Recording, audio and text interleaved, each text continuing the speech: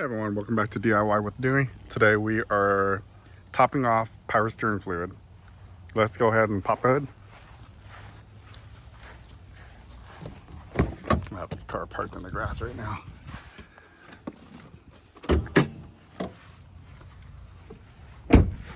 We're moving some cars around, so I didn't want to block the other cars in. All right, so look at the emblem, left-hand side. There. Safety catch release. Okay, if you look over here on the left-hand side, this is the power steering reservoir. And do you see the two? It has lower and upper.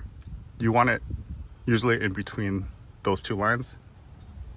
So grab a flashlight and you can shine it in there.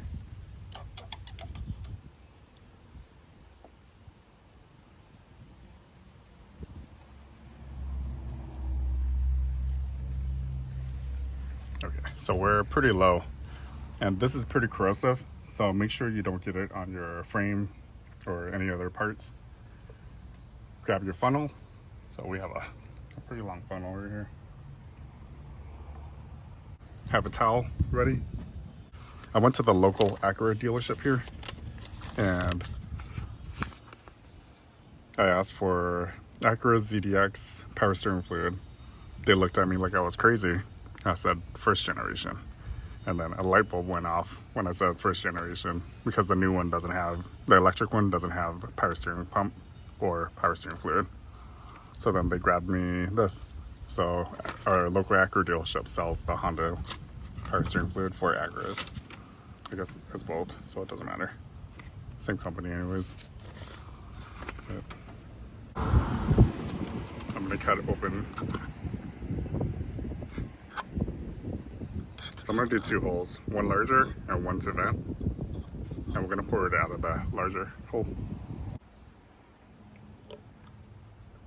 So right now we're just topping it off, but I plan on doing a power steering fluid replacement soon.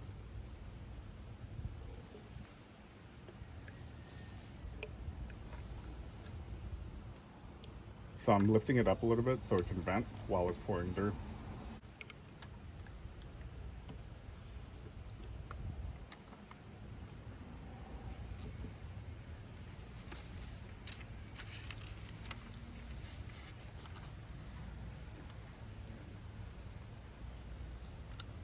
Put the lid on. Make sure you don't get that on anything. Now we're gonna grab our funnel and remove the funnel out of there.